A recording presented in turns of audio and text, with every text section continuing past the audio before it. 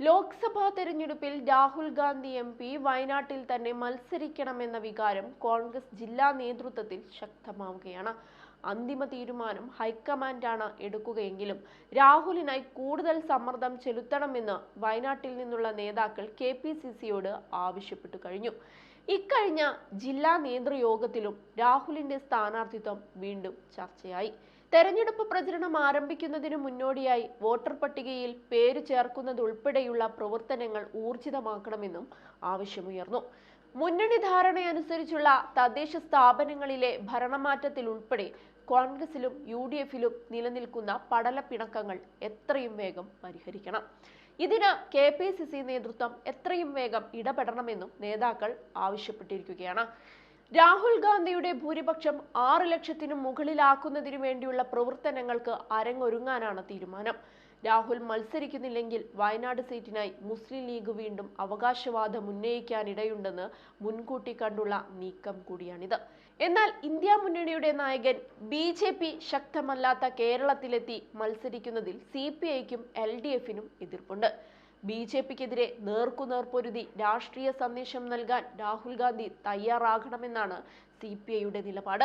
അതേസമയം തന്നെ ഉത്തരേന്ത്യയിൽ തങ്ങൾക്കെതിരെ മത്സരിക്കാതെ രാഹുൽ ഗാന്ധി വീണ്ടും ഒളിച്ചോടുന്നുവെന്നും ഇന്ത്യ മുന്നണിക്ക് കെട്ടുറപ്പില്ലെന്നുമുള്ള BJP പ്രചരണത്തെ മറികടക്കാൻ എളുപ്പമാകില്ലെന്നും ഇടതുമുന്നണി കരുതുന്നുണ്ട്. വയനാട്ടിൽ രാഹുൽ ഗാന്ധിയെ കാട്ടി കേരളത്തിൽ കുറച്ച് ലോക്സഭാ സീറ്റുകൾ കൂടുതൽ പിടിക്കാനാണ് UDF ശ്രമിക്കുന്നതെങ്കിലും പുതിയ സാഹചര്യത്തിൽ അതൊരിക്കലും നടക്കില്ലെന്നാണ് CPI പറയുന്നത്.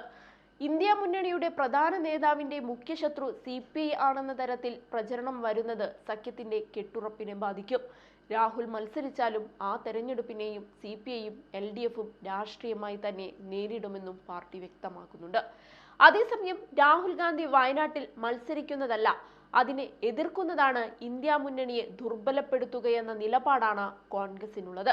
BJP ശക്തമായ സംസ്ഥാനങ്ങളിലെ ഇന്ത്യ മുന്നണിക്ക് പ്രസക്തിയുള്ളൂ. മറ്റിടങ്ങളിൽ പ്രാദേശികമായി ശക്തരായ ഘടകകക്ഷികൾക്കാണ് ജയസാധ്യതയെന്നതാണ് മുന്നണിയിലെ പ്രാഥമിക ധാരണ.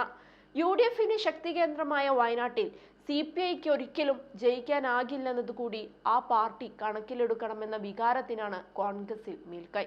സത്യത്തിൽ വയനാട് രാഹുൽ ഗാന്ധിക്ക് തന്റെ രണ്ടാം വീടാണെന്ന് തന്നെ പറയാം. വയനാട്ടിലെ ജനങ്ങളെ രാഹുൽ നെഞ്ചോട് ചേർത്തിരിക്കുകയാണ്.